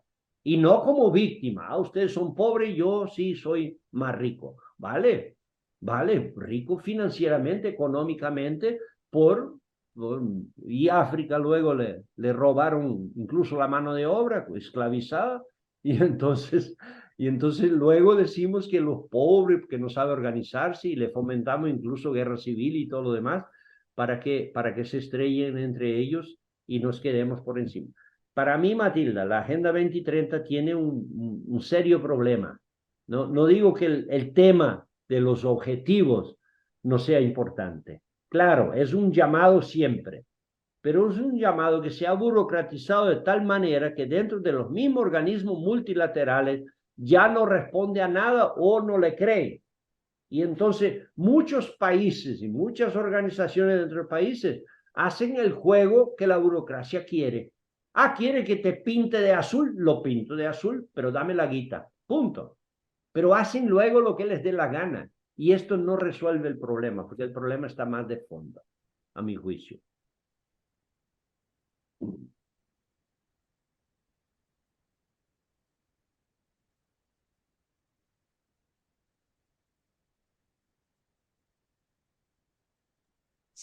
Isabel. Sí. Bueno, yo es que yo quizá, claro, no tengo la formación que, o sea, digamos, de mi vida no es la formación geopolítica, ni económica, ni nada, ¿no? Pero que, no sé, viviendo lo que estamos viviendo desde que, no sé, hace muchos años, la mayoría de nosotros tuvimos conciencia ya de la injusticia que se vivía en el mundo y que se sigue viviendo y de dónde procede. Bueno, de dónde procede, por lo menos en los últimos 500 años. Yo es que cuando, yo lo voy a hablar de una manera muy, no sé cómo decir, poco no sé, claro, de persona de poca formación en estos aspectos, ¿no? Pero que para mí, cuando se dice que se hacen programas de ayuda, es que yo ya no creo en que los países ricos, digamos, que son los que hacen programas de ayuda por una parte y tratados comerciales por otra, ¿no? Pero que tanto en un caso como en otro, yo creo que cualquier persona que no se engañe absolutamente a sí misma, pues que sabe que la intención tanto de los tratados de comercio como de los programas de ayuda, para mí, desde mi opinión, es que procede del robo, del latrocinio, que ya digo, que ha ocurrido quizá en toda la historia de la humanidad, pero que como el mundo se ha relacionado mucho más entre sí a partir de hace 500 años, yo es que no diría 300, yo diría que desde hace 500 años se está haciendo un expolio de todos los países que han sido colonias, ¿no? Las de América fueron más colonias hasta el siglo XIX, y luego ha venido el supercolonialismo europeo, ¿no? Entonces, que todo lo que ha ocurrido durante estos años, si se analiza, yo creo, con honradez, no es nada más que un expolio, un robo, vamos, lo que tú decías, Rogelio, el esclavismo, es que la historia de la humanidad es, vamos, esgarrifosa en catalán, porque ahora no me sale, o sea, algo que te deja, a mí me deja planchada, no sé, bueno, planchada, no sé. Entonces, todo esto no se reconoce. Yo creo que las relaciones internacionales siguen siendo coloniales, además de guerreras, ¿no? Pero coloniales. esto cada vez lo veo más, que hay un colonialismo vigente y no sé, y unas maneras de actuar en todos los aspectos que son siempre de dictadores, de alguna manera, porque lo que dices tú, y vamos, para mí lo básico en las relaciones humanas es la horizontalidad, el, el, vamos, el tratamiento, las relaciones todas, y las comerciales no lo han sido nunca, yo creo, ¿no? Pero cada vez lo son menos todavía. Entonces, es que no sé por dónde hay que empezar, pero lo que hay que empezar es por tener conciencia de esto y que realmente, desgraciadamente, la ONU, todo lo que son bueno, todo esto, no se ha hecho nunca una autocrítica como debería de ser y claro, y todo lo que se va construyendo y haciendo siempre es en detrimento de los países menos evolucionados, y se quiere decir que la evolución que tenemos Occidente, por hablar de un poco así en grande, no es una evolución, sino que es un deterioro moral de todo, ¿no? Vamos, yo siempre digo que a mí me da vergüenza ser, con perdón, de los que no piensen así, pero me da vergüenza ser europea, porque yo creo que Europa ha hecho tanto daño al, al mundo que, madre mía, para sacarnos esto de encima es enorme y todo lo que se propone es que todos los tratados, hubo, no sé, hace quizá 15 años o 20, que por ejemplo yo sobre todo todo esto lo he oído y me ha parecido que es así, desde el feminismo, desde la economía feminista, que ha denunciado muchísimo todos los tratados comerciales, en fin, todo esto lo ha puesto sobre la mesa, lo que pasa que con muy poca recepción por parte de la economía pues, masculina y que domina el mundo, ¿no? Pero que es que estamos en una situación, yo creo que es la peor que ha tenido la humanidad en los últimos 500 años, porque cada vez estamos abusando más de los demás, todo confluye, ¿no? Desde esto que estamos viendo, un genocidio brutal y otros que han habido, porque no es el único, y bueno, y de una manera indiferente, ¿no? Porque la, la respuesta a nivel mundial en general es muy pobre, ¿no? En fin, no sé, yo quiero decir que no sé por dónde hay que empezar, pero que sí que hay que empezar por ser, no sé, muy poco colaborador con todos los que van manejando el mundo y que no sabemos de qué manera. Pero yo creo que hay que empezar por lo local, que es importantísimo lo local, ¿no? Crear donde podamos siempre focos que sean focos de luz y focos de otro tipo de relación completamente diferente de lo que son todo lo que nos dan, bueno, incluso yo qué sé, los teóricamente pensadores, ¿no?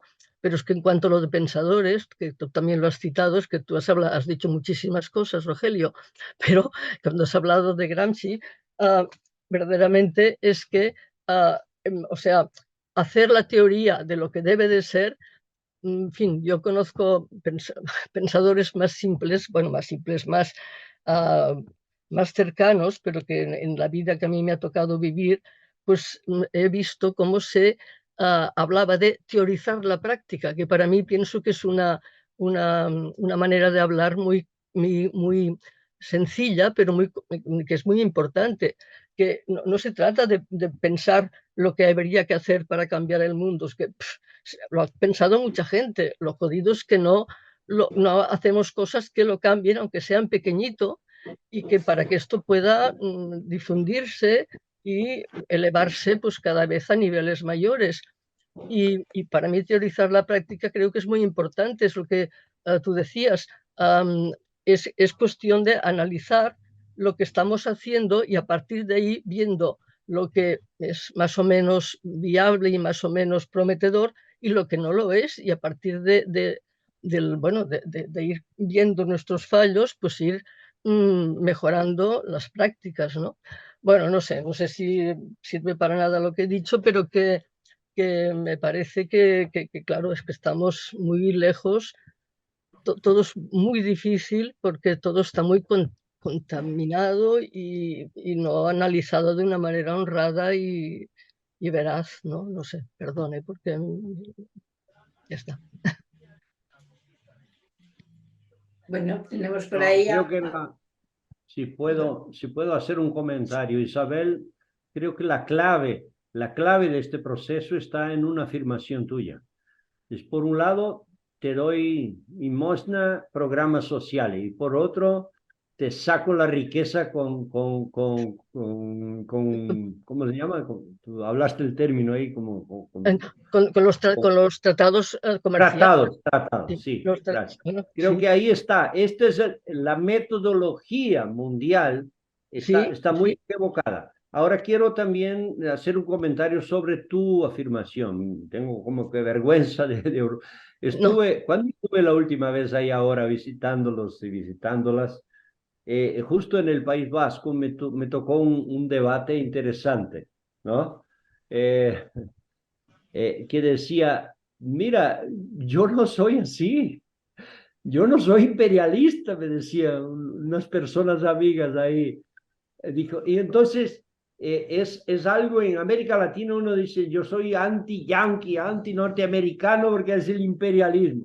Sí, pero los trabajadores americanos tienen nada que ver con eso, son explorados igual. no, Así que la gente nuestra, claro, está insertada en un contexto y es bueno que se va tomando conciencia del contexto en que está. Pero vuelvo a decir, éticamente no estamos, tenemos que tener cuidado para no condenar los amigos, las personas, los trabajadores, la gente que tiene su buena intención,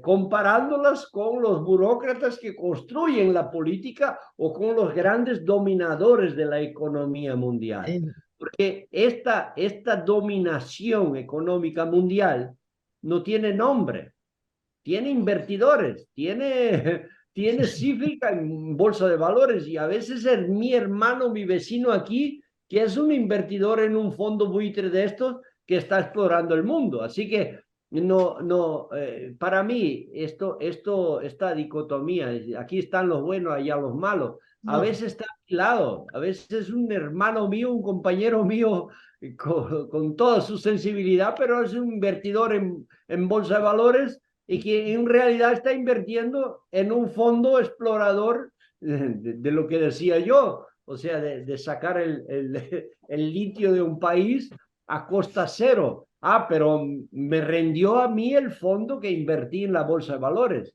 ¿Me explico? Entonces, en ese sentido, la complejidad del mundo no hay que sí, trabajar esta culpabilidad, a mi juicio, no, sino ir tomando conciencia. Es lo mismo que decía de Matilde, ¿no? O sea, la Agenda 2030, bueno, es una buena carta de intención, es un llamado de atención importante, pero hay que tener en cuenta de quién está dominando los frutos, los resultados de una agenda de esta y cómo han concibido esta política. Yo creo que están en las mejores de las intenciones esta gente que está ahí. Sí, está bien. sí, Los funcionarios, las funcionarias están sacando lo mejor que puedan, pero a lo mejor no se dan cuenta que están un juego de ajedrez en donde por un lado te ayudo y por el otro te como toda la ayuda 3 veces más. O sea, en América Latina, la solo revisión del problema de las deudas de América Latina, de todos los países, que el financismo mundial, y sabemos de dónde están las sedes de estos bancos mundiales, ¿no? Bueno, sistémicos, están llevando alrededor de 50% de todo el ingreso líquido del PIB de cada país. Es 48% en Brasil, es 53% en México, y no sé cuánto en cada país. Van a ver que todos los países, el financismo mundial, y le llaman pago de interés de la deuda pública. Le llamo amortiguación de intereses de la deuda pública. ¿Qué es eso? Es la forma de sangrar 50% de las economías de América Latina. No sé cuánto será en África, no sé cuánto será en otros países, pero en América Latina el financismo mundial se está llevando 50%. Y entonces uno dice, pero ustedes son ineficientes en política pública, en comunidades cuidadoras. Por favor, me lleva mitad de toda mi economía así, en la mano grande, de la noche al día. Y luego lo meto en mercados especuladores. Y entonces luego, a ver por qué la pobreza, por qué la violencia. Entonces, esta conciencia que yo decía, es algo que nosotros no tenemos el derecho de ser ignorantes, de ser tontos, de no percibir todo el ambiente que nos rodea. Ahora, esto no quita la tarea que es el objeto de esta reunión, ¿no?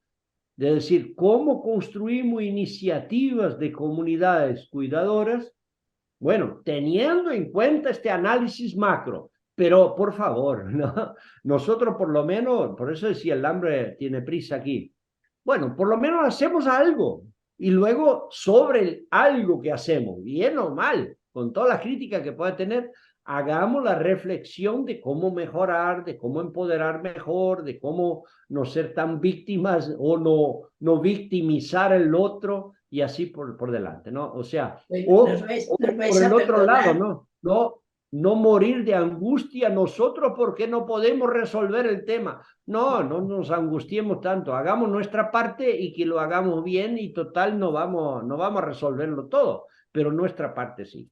¿Vale? A ver, Rogelio, cariño, me vais a perdonar, pero les voy a dar la palabra a las tres que hay seguidas y contestas al final de todo porque estamos llegando a las 2 de la tarde. Vamos a ver, Julio Fermín, luego Ana y luego Fabiola. Empezad. Perdona, ¿me podéis pasar la primera? Porque luego me voy. Adelante, Fabiola. Fabi. Que no voy. No. Bueno, primero saludos a todos los que estáis ahí. Nada, estoy en la tienda, entonces he podido ir escuchando a ratos, no del todo seguido, pero sí, esta última parte, pues creo que nos estamos yendo demasiado arriba y la conferencia hablaba del buen vivir. Y entonces, como una pequeña, lo que puedo sacar de este contexto que estabais hablando, el buen vivir, mi buen vivir, pues depende también mucho del buen vivir del otro, ¿no? Entonces, que creo que desde nuestras pequeñas experiencias, llegando a la reflexión máxima, que es un poco en el nivel que nos hemos puesto ahora, creo que es una cosa que tenemos que tener en cuenta. Y tenemos que tener en cuenta también, viendo un poco el panorama, al menos aquí en la parte española, que estamos viendo, vaya, que la juventud va adquiriendo pues ideas más fascistas y una participación más en contra del otro, ¿no? Entonces creo que esa es, en el buen vivir, creo que es un trabajo que deberíamos hacer desde nuestros núcleos, ¿no? ¿Cómo hacemos que estos jóvenes tomen o se enamoren de otras propuestas, ¿no? Que creo que son muy necesarias ahora mismo. Y con la Agenda 2030, pues es que me dejas desinflada, no por nada, sino porque aquí ahora en España, sobre todo ahora por parte de los agricultores, es un poco a quien se está atacando es a la Agenda 2030, ¿no? Como que, bueno, que no tenemos que tener en cuenta ninguno de los objetivos que tiene, ¿no? Entonces tú me has dicho, claro, desde esa parte de América Latina, pues tienes otro enfoque que yo estoy de acuerdo, pero claro, no quiero utilizar ese lenguaje aquí porque parecería que estoy a favor de lo que opinan los que están en contra de esta agenda, ¿no? Entonces son todas estas contradicciones que nos van generando un poco todo este jaleo que tenemos, ¿no? En la cabeza y en la participación. Que ideas que pueden ser más liberales, o sea, libertadoras, digamos, pues se nos vuelven en contra, ¿no? Porque se utiliza desde la parte de la derecha o de la extrema derecha como parte suya también. Y un abrazo muy fuerte a todos. Os sigo escuchando.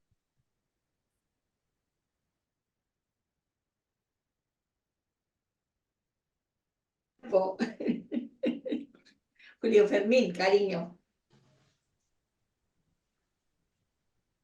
Bueno, primero que nada, saludos a todas y a todos. Gracias, Rogerio, por este aporte que haces, producto de tu propia práctica y trayectoria. Bueno, saludos a la gente linda de Nalda, que da ejemplo de lo que puede ser una comunidad cuidadora. Yo, básicamente, unos minutos para decir que mientras Rogerio hablaba, me conectaba mucho con algunas experiencias de las que he estado cercano. O sea, recordé, por ejemplo, un grupo de mujeres en Guayana, donde estaba Rosa, que algunos de ustedes conocen, que, bueno, frente al tema de la desnutrición infantil, preparaba una papilla que consistía en un cereal mezclando maíz, mezclando varias cosas, y eso permitió sacar de la desnutrición a un montón de chamos, ¿no? Allá. Pero también recuerdo experiencias como ligadas al movimiento cooperativo que de repente frente al alto costo de enterrar a una persona se plantearon el servicio funerario para resolver el tema de abaratar los costos fabricando los cajones, pues, donde la gente finalmente vuelve a la tierra. Y también me conecté con una experiencia de este gobierno en Venezuela que ha formado miles de mujeres para que sean promotoras de la lactancia materna. Entonces, es también un elemento importante que, bueno, hemos visto una experiencia chiquitica, a lo mejor en un barrio, pero también en una ciudad, pero también en un país, cómo se pueden abordar distintos niveles de construir este tema de atender las necesidades de la gente. La reflexión que me surge es un poco, coincide con lo que dice Rogerio, que al final todas estas experiencias empiezan por darle respuesta a la necesidad concreta. Ahí es poco lo que se puede inventar, trabajar en las consecuencias inicialmente, pero ahí viene el tema de qué herramienta tenemos para la toma de conciencia. Es decir, la formación es clave para que esto que hacemos tenga un sentido, tenga un contexto, como el que se acaba de mencionar. Y entonces yo diría que relacionado un poco con las conferencias, el buen vivir es como esa utopía que está en el horizonte, que nos guía, que nos orienta. eh, y mientras tanto caminamos. Eso, gracias. Muchas gracias, Ana.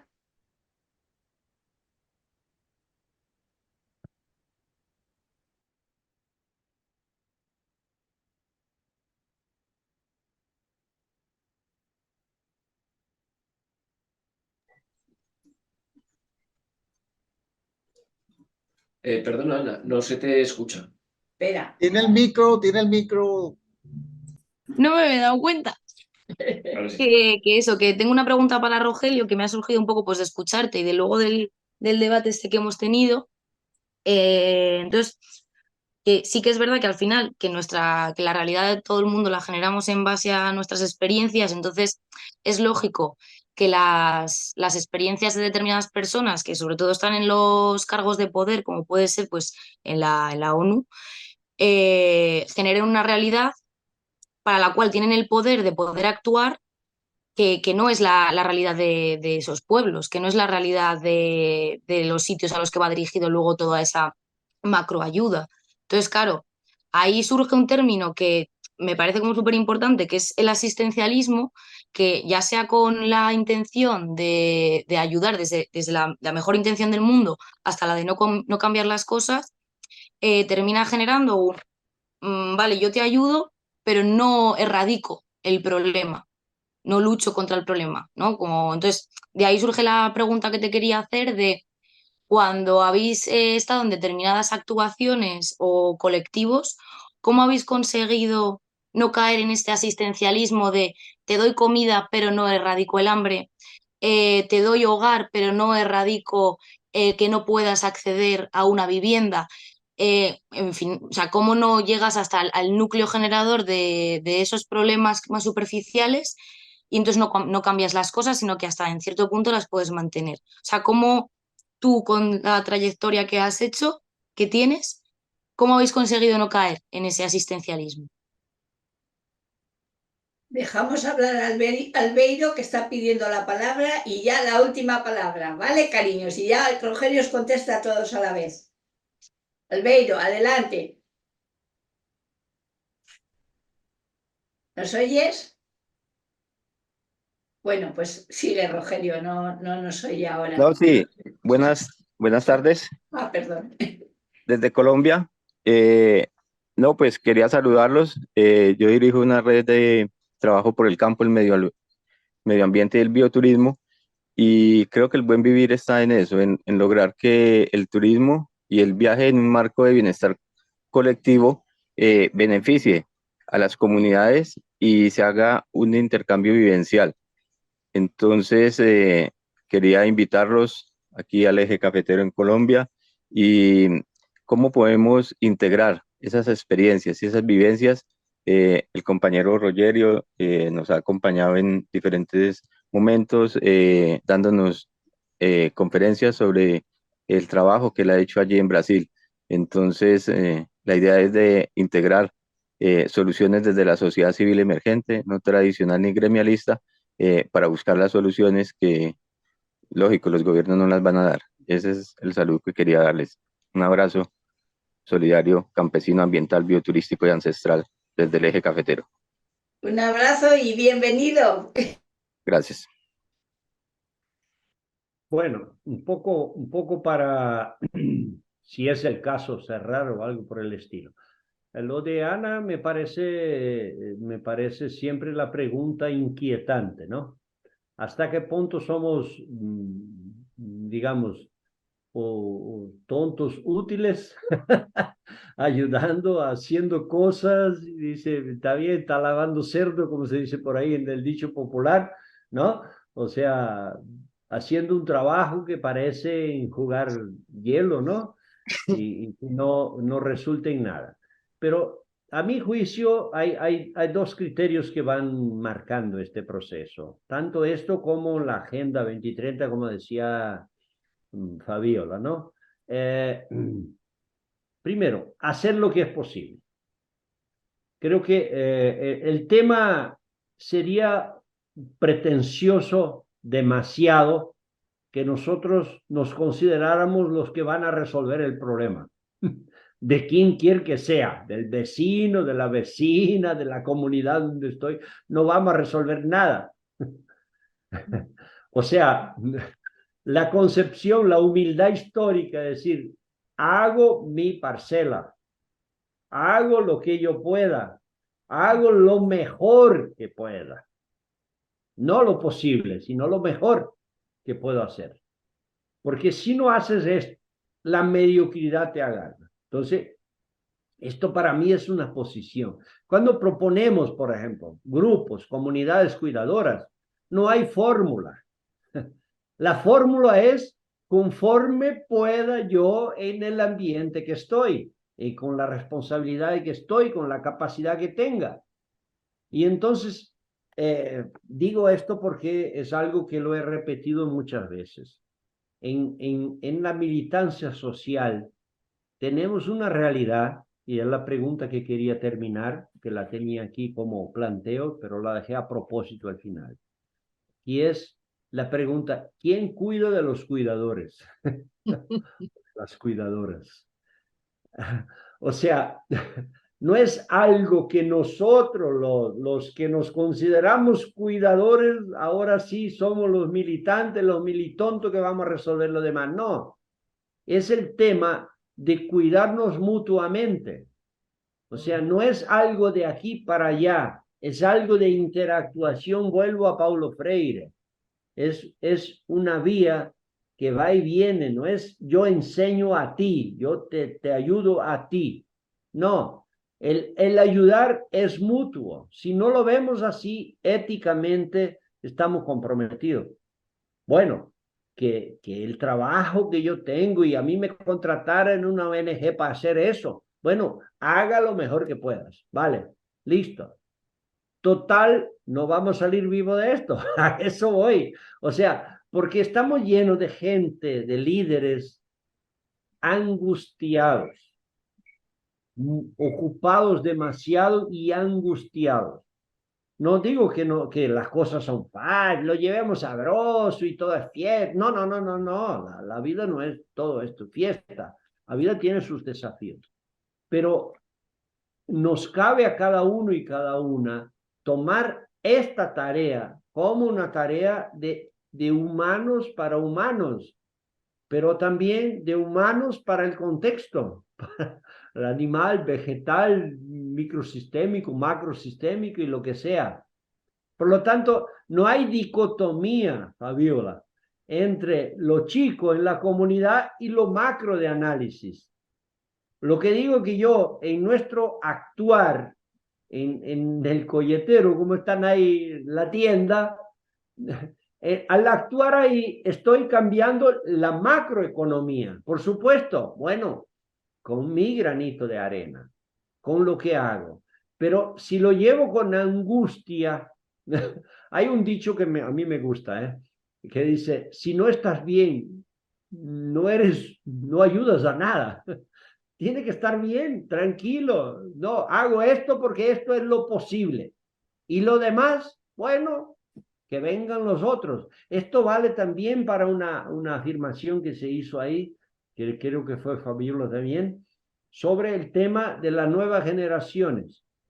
A mí, en los últimos tiempos, me tiene con una reflexión sobre esto, que cuánto es tarea mía hacer con que la nueva generación haga algo. Yo hago lo mío.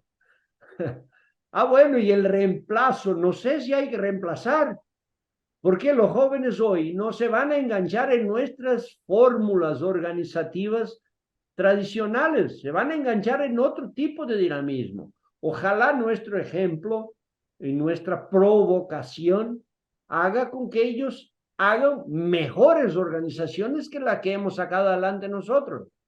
Pero no sé si es tarea de nuestra generación hacer el relevo generacional. En esto es una reflexión interesante, por lo menos. Decir, mira, nosotros estamos haciendo lo que sea posible, lo que hemos aprendido en nuestra generación y abiertos a nueva experiencia. Pero ojalá nos reemplace y nos diga, lo que usted, la fórmula como usted lo hace está mal. Bien, entonces hágalo mejor. Invente su fórmula mejor que la mía.